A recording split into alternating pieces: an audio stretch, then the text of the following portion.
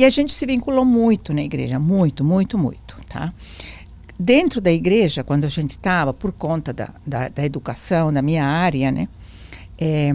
O pastor foi uma vez para os Estados Unidos e ele trouxe um método de ensino inglês cristão. Olha! Para mim, isso mudou a minha vida. Mudou. Porque eu que estava acostumada a trabalhar em educação, estudar, tudo aquilo. Quando eu conheci a palavra de Deus, eu vi o que Deus pensa sobre educação, isso mudou minha vida. Mudou totalmente, totalmente. A minha, meu marido também, que me acompanhou, sabe?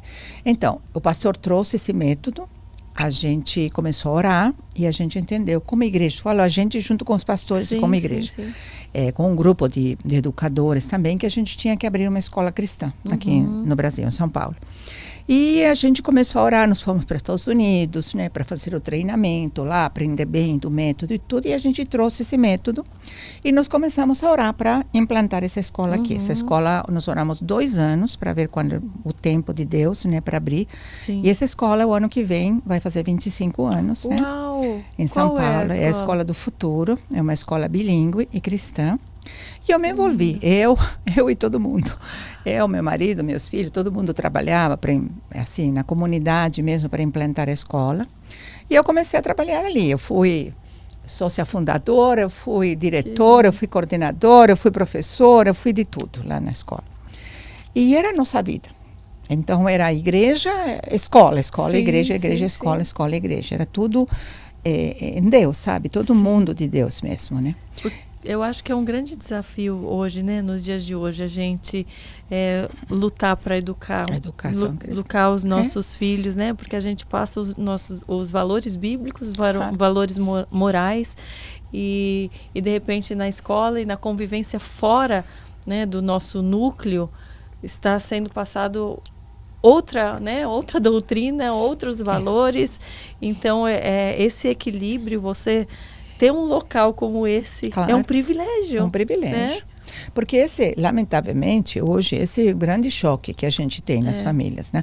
Nas famílias que fazem parte da Igreja de Cristo e tudo. Porque hoje você não encontra muita escola cristã. Não é que não tem, mas são poucas, né?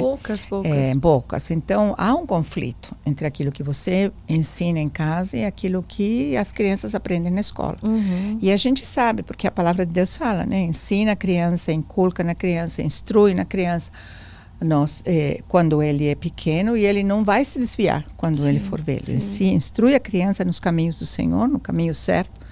Então, a gente sabe como é importante a gente inculcar. E que esse inculcar significa você viver a palavra. Não adianta eu falar, olha, meu filho, não é bom mentir. Estou falando de coisas assim muito triviais, sabe? Mas não é bom mentir e de repente você pega o telefone e o filho estiver mentindo. Porque esse ensino não dá certo. Entendeu? Então tem que haver uma coerência entre aquilo que você fala para teu filho, aquilo que você vive. Ele tem que ver em você isso que você fala. Então isso acontece quando há uma coerência entre aquilo que ele vive em casa e aquilo que ele vive na escola. Então o que ele aprende em casa é a mesma coisa que aprende na escola. Aí você vai formando esse caráter da criança, tá? Porque tem a personalidade da criança, que é herança genética, tem muitas coisas que influenciam nisso aí, mas tem um caráter. O caráter você precisa formar. A criança, o ser humano não nasce com o caráter pronto. Então a criança precisa aprender o quê? Precisa aprender a ser honesto, a ser fiel, a ser companheiro, a ser gentil. Precisa aprender. Ele não nasce sabendo ser gentil, não nasce sabendo dizer, por favor, dá licença, obrigada. Ele aprende essas coisas em casa. Entendeu? Assim como aprende os princípios. Se você vive os princípios da palavra, ele vai viver. Ele vai na escola, ele vive a mesma coisa, ele cresce assim, entendeu? Claro, é fácil? Não é fácil. É bem complicado, bem complicado. Até porque eu vejo, assim, que às vezes há eu ia falar preguiça, mas às vezes falta de interesse, ou falta de tempo, ou falta de prioridade dos próprios pais de conhecerem a palavra para depois colocar em prática, né? Então, sem ter uma bagagem sólida, um conhecimento sólido, fica ainda mais difícil, né? Por coisas básicas, como você falou de não mentir, né? Hoje em dia se tornou algo corriqueiro. Sim, posso mentir, mentirinha branca, mentirinha. Não existe isso de cor de mentirinha, né? Porque quando você conhece a palavra, você vê que não existe isso. Não existe, entendeu? É o princípio realmente. Entendeu? E a criança, ela é uma esponja. Total. É impressionante como a gente vê. Eu vejo pelo Henrico como ele assimila muito mais rápido e mais fácil do que muito adulto. Algo que ele ouve, algo que ele visualiza.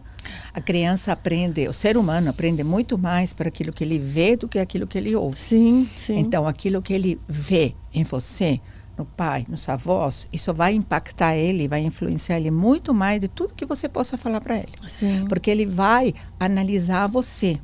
Eu te falo isso porque a gente já teve casos na escola de crianças que foram, estou falando assim de caso que eu me lembro agora, 9 anos, 10 anos, que foram confrontar a professora falando, você está ensinando tal coisa, mas você não está aplicando tal coisa. Olha só. Então, ele se torna muito assim, rápido mentalmente, ele consegue analisar você, entendeu? Criança é mais inteligente do que a gente pensa.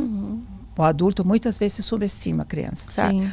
Ele é criança, não entende. Entende sim. Sim. Entende, ouve, vê, aprende, analisa, discerne e tira as conclusões. A gente tem que ter muito cuidado com as crianças. Então, por isso que eu estava te falando, Karina. Então, eu cresci nisso aí. Eu cresci espiritualmente, toda a minha família envolvida nessa escola toda. Minha filha é nutricionista, trabalhou na escola.